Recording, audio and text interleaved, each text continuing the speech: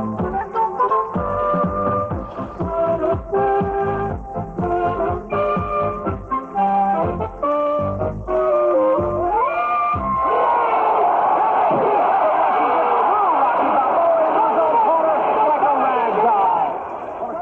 you can't keep a good man down, especially Rocky Balboa. He's up and at him again, fighting a Russian champion in Rocky IV.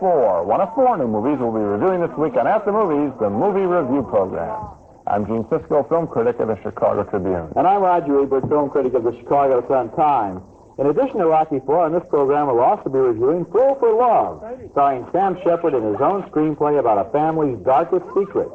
And The Official Story, a prize-winning film about a woman who suspects her adopted child may have been stolen from its mother. The first Gene starts with a new Steven Spielberg production, Young Sherlock Holmes. Now, at the beginning of Young Sherlock Holmes, I was sure I was in for a treat. You want to see that beginning that I like so much? Okay, here's the scene where the new boy in a London private school meets a young genius named Holmes. It's a wonderful moment. You're the new boy? Yes, I'm transferred to another school. My name's... Wait. Let me.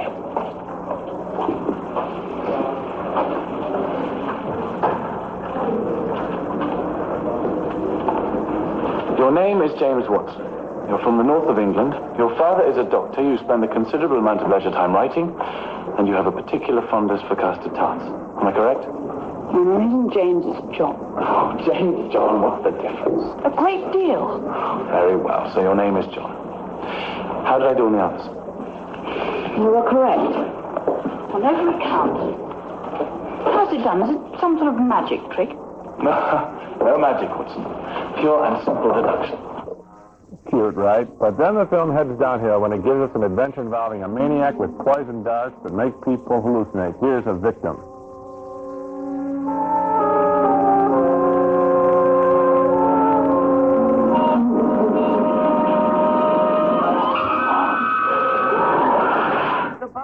That hallucination will cost that man his life, but a mysterious hooded figure will give young Holmes and young Watson a clue to the crime.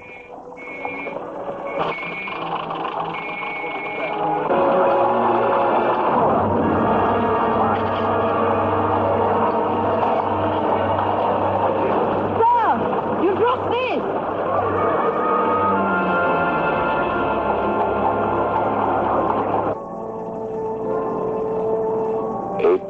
Holmes. Oh! I might have known. Mr. Lestrade, this is something to do with what we talked about. These 2 school children away from here.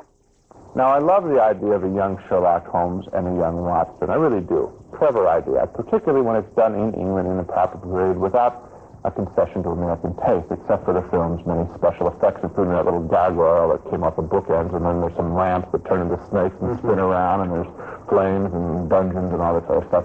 But this story also sags in the middle like no Holmes adventure I can recall. The classic ones used to pick up speed as they went along. This film stops like a house of fire, actually a room of fire. Then it moves at a snail's pace. I like young Holmes, played by Nicholas Rowe. I like young Watson, played by Alan Cox. I just wish they'd been given a better adventure. The film reaches its nadir for me when toward the end we get a pale imitation of the cave sequence from Raiders of the Lost Ark. Too bad. A great start, a weak finish. I liked it a whole lot more than you did, and I thought that it was in 2 traditions. It was in the Steven Spielberg tradition, certainly. Young heroes surrounded by special effects and amazing fights, and also within the Arthur Conan Doyle Sherlock Holmes tradition. He always which one do you think he does better? Oh, Spielberg is much better at doing Spielberg than he is at doing Arthur Conan Doyle, obviously. Okay. But nevertheless, the Sherlock Holmes movies do have all kinds of amazing props and so forth, collapsing rooms and strange inventors. So that isn't too contrived, and also the little blow dart with the... That I like the blow dart. The poison that gives the hallucinations. That's the sort of thing Sherlock Holmes would have been up against, too. So I thought the film was very creative and very inventive in trying to put together these 2 different movie traditions. And my comment would be that it did better, just the opposite of you. I think it did better as a Holmes movie than it did as a Spielberg production. I'm frankly a little bit tired of all the Spielberg productions. I don't know. I love, kids may not be, but I'm tired of it, and I love that young Holmes thing. They still have things that can amaze me. Industrial Light and Magic, the special effects people came up in this movie with that stained glass window where the figure jumps off the window and walks down the aisle of a church, and you can see through it while it's moving along. Now, you admit that. That's there was some other good stuff in I'm the reasonable one on the show. You never grant anything. I'm saying that there's one good special effect, the rest of the stuff. Well, there were lots of other good special effects, too. Next at the movie, Sam Shepard is a cowboy who comes back home to share some passionate secrets. We ain't got anything, Eddie. We ain't got anything between us anymore. Is that right? That's right. You know, how come you're so excited? I'm not excited. Black & Decker's automatic shutoff.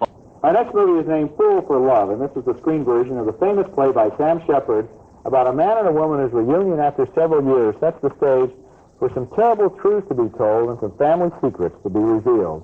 This movie version stars Sam Shepard, who is as good an actor as he is a writer, and it's been directed by Robert Altman, who found an absolutely perfect setting for it, a ramshackle motel somewhere in Texas, the outback of Texas, where in this scene, Shepard plays a man who's come back to look up a woman, a former lover, whose complete relationship to him is not yet known by the audience.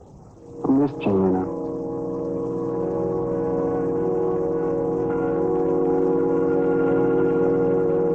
I did.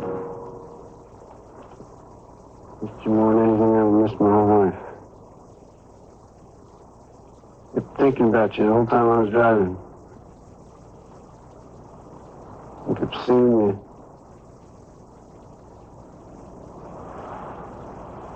Sometimes just a part of you. Yeah? Like which part? Neck? My neck. Yeah. It's my neck. Yeah. Well, I missed all of you, but your neck kept coming up for some reason. I kept crying about your neck. Were you crying? Yeah. Crying. Yeah. That's Kim Basinger in a very effective baby doll type performance as the sultry motel cook. In this scene, Randy Quaid plays her current boyfriend. Oh, no. It's all right. It's all right. So it's all right. We were just having an argument. It's okay. It's okay. It's just a little argument, that's all. Oh, God. I heard you screaming when I drove up, and then all the lights went out. I thought someone was trying to... Yes? No. Oh. No, they weren't. I better turn my truck lights off. The battery run down. Yeah, you better. It sure looked like he was getting, you know... No, I wasn't. That's him. Martin,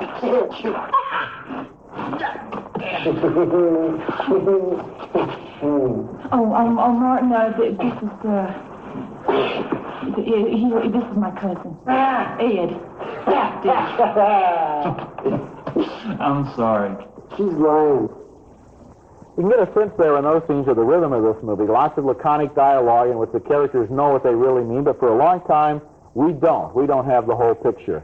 The movie also stars Harry Dean Stanton as an old man who hangs around the hotel and who turns out to be the father of both the Shepard and the Basinger characters. So you see what that makes them. You see what I mean by family secrets.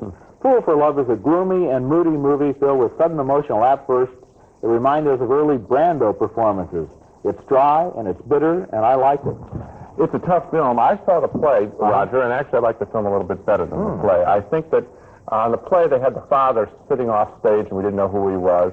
In the movie we see the father and we see flashbacks to the life that is created, the situation that's taking place, and I think Robert Altman does that very well as a piece of direction. I also think, and one of the campaigns I've had over the years of arguing for movies over television, let's say, for example, is that movies can show us a real wide emotional range. This film really pushes it. These people are really angry. They are really sexually involved. There's some real sickness involved, and then there's some passion. This asks us some very tough questions. It tests our relationships. This is not an easy movie to experience, but it's exciting because it's pushing so hard on so many fronts. And it takes the time to really look at those performances and let those actors really come out and give us what they have inside. Kim Basinger has never been better in movies. She usually just plays some sex pot. Here we see she's a real actor. I want to go, everyone's saying about Sam Shepard, and he gets the cover of some news magazine. Kim Basinger is fabulous. He is good in this movie. And as a Robert Altman picture, let's mention that for a second. Here's a man over 10 or 12 years was known as the ultimate movie director. Now, for 5 movies in a row, he has made film versions of plays, and really, I think he's at the top of his game with this movie, Secret Honor, the Richard Nixon film, Come Back to the Five and Dime. He's really doing a good job here. Coming up next at the movies, his name is Rocky Balboa. His occupation? Boxer. I see three of them out there. I am telling. As most everyone knows by now, in Rocky IV, Rocky Balboa, the working man's hero, fights a machine-like Russian champion named Ivan Drago. How tough is Drago? This tough. Shall we have a demonstration? Please do. A normal heavyweight averages 700 pounds of pressure per square inch.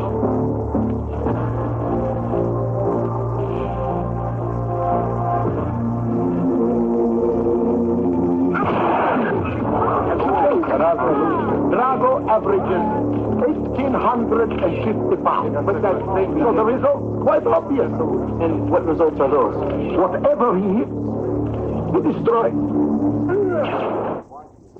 But before Rocky fights Drago, Apollo Creed, the ex-champ, decides he wants to win back his self-respect by taking on Drago himself. We suspect it's a dumb move. Can I ask you something? Well, you know, this fight you're having against the Russian, you think maybe it ain't against him? If it's not him, Stallion, who's it against? But you think maybe it's like you against you? What do you think? No, I think you're really on your brain damage. That's what I think, Stallion. Well, maybe, but you're really, I'm speaking the truth here, pal. Are you? I don't think I want to hear this, Stallion. Oh, come on. Hey, Paulo, look. You're a great fighter, no doubt about that. But look, we got to face the facts, too. You don't want to believe it, but maybe the show is over. And that's easy for you to say. You're still on top.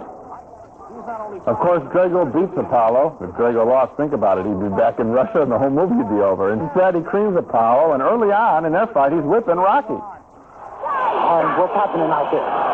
He's winning. I see three of them out there. Get the one in the middle. Right. Get the one in the middle. Yeah.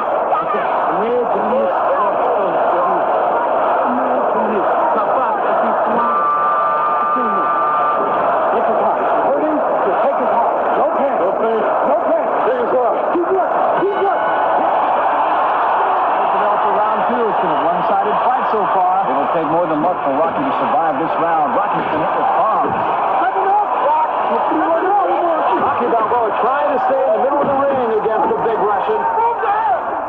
Now, this may surprise you, but I really like Rocky IV a lot. That does surprise me.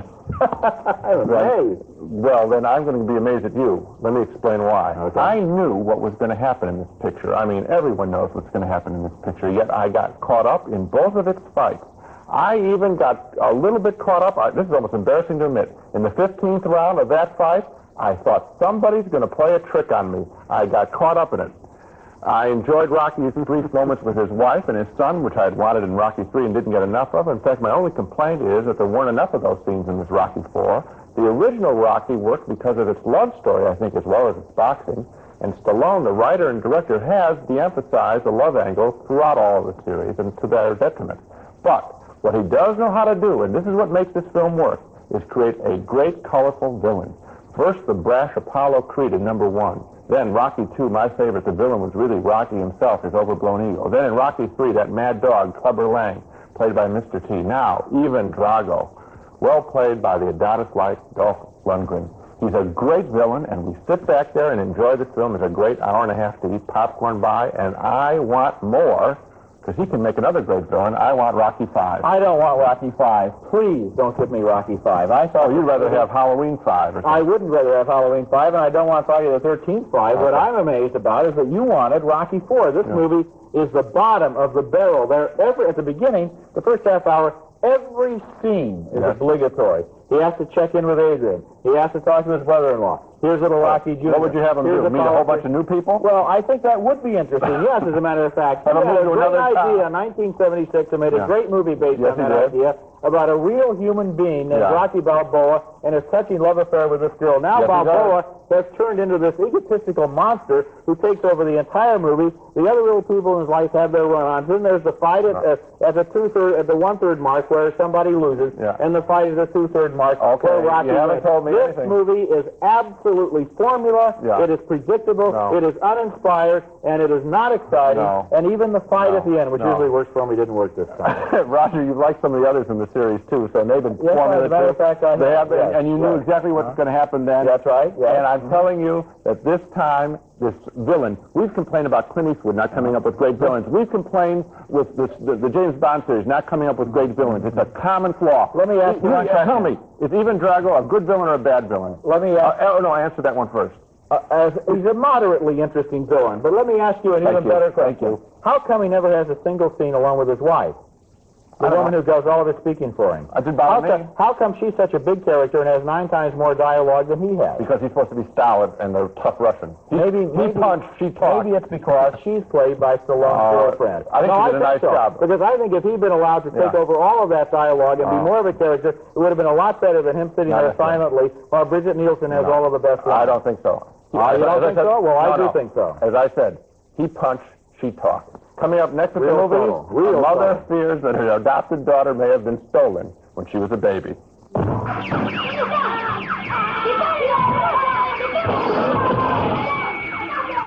Our next movie is a heartbreaking drama from Argentina, the story of a rich woman whose husband was involved in the political and commercial intrigues of the period when the army ruled the country a few years ago. Their marriage is comfortable, and it centers around her love for her adopted daughter.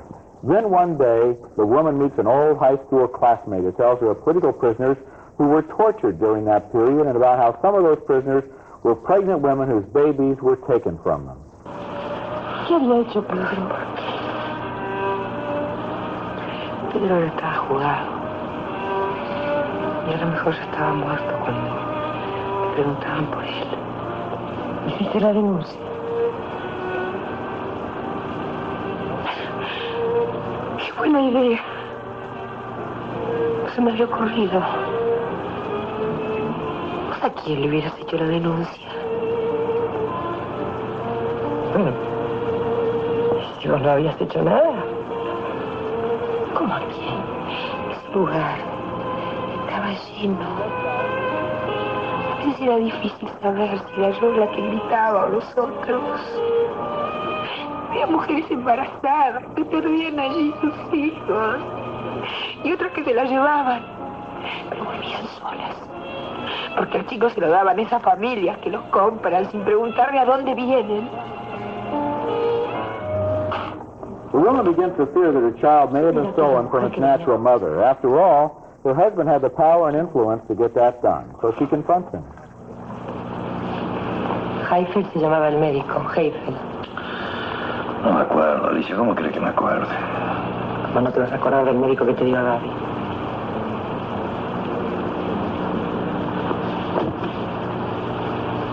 Dijimos que nunca íbamos a hablar de eso.